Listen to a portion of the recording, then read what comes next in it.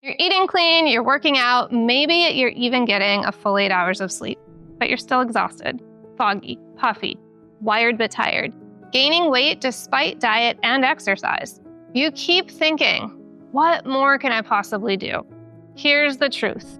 It might not be about doing more. It might be about doing less. Hi, I'm Sarah, a registered nurse with over 20 years of experience. And today I'm going to break down 5 habits that seem healthy, but are actually draining your energy every single day. And number 3, honestly, it shocked me the most when I discovered what it was doing to my body. Let's start with this one because it is the one that causes the most damage when people get it wrong. You've probably seen detox teas, juice cleanses, parasite cleanses. Maybe you've even done some of them. And while detox sounds good in theory, there's a big problem. If your body's drainage pathways aren't open, detox becomes recirculation. Here's what that means. Your body has a built-in funnel. Lymph, liver, gallbladder, colon, kidneys, skin, they're all designed to drain waste before you start mobilizing toxins. But when those pathways are clogged or sluggish, which is very common by the way, and you start pushing a detox, then those toxins have nowhere to go, so they recirculate. And that will lead to things like flu-like symptoms, headaches, migraines, skin rashes, acne, achy joints, depression, irritability. So if you've done a cleanse and felt worse, not better, this is why. Healing starts with drainage, not with detox. That's why we don't go after toxins or parasites first. We build that foundation. Now, I know this one is controversial because alkaline water has been hyped as this magic cure-all, right? But here's what most people don't realize. Your stomach needs to be acidic. That hydrochloric acid is essential for digestion, for mineral absorption, and your first line of defense against pathogens. So when you drink alkaline water, especially around mealtimes, you're neutralizing that stomach acid and you're sabotaging your digestion.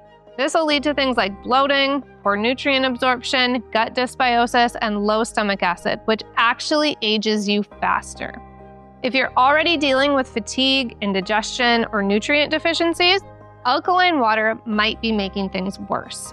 Drinking alkaline water is not the answer to alkalizing the body as a whole. It's like putting a Band-Aid on a bullet wound. Stick to pure H2O, not artificially alkaline water.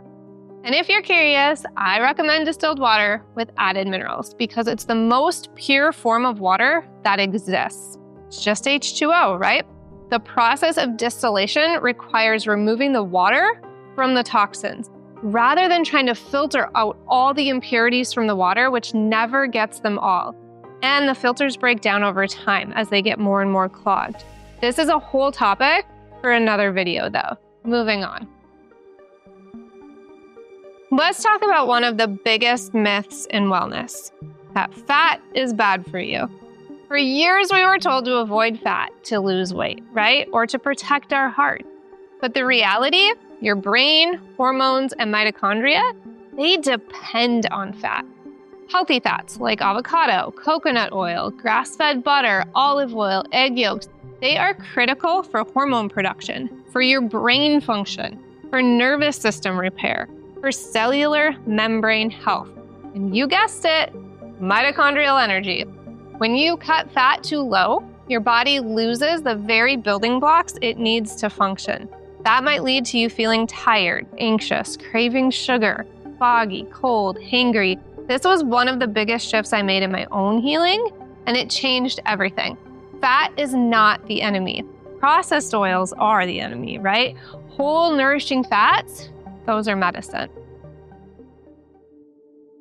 I see this all the time, especially in women. You're exhausted, so you just push harder in the gym, thinking, oh, it'll give me energy, it'll help me burn it off, right? But here's the deal. Exercise is a stressor.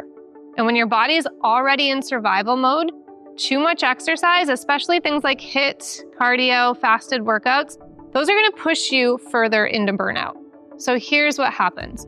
Cortisol rises, blood sugar destabilizes, muscle breaks down, hormones take a hit, and mitochondria get overworked. You don't build health through more intensity. You build it through strategic movement, paired with recovery, nourishment, and supporting your nervous system.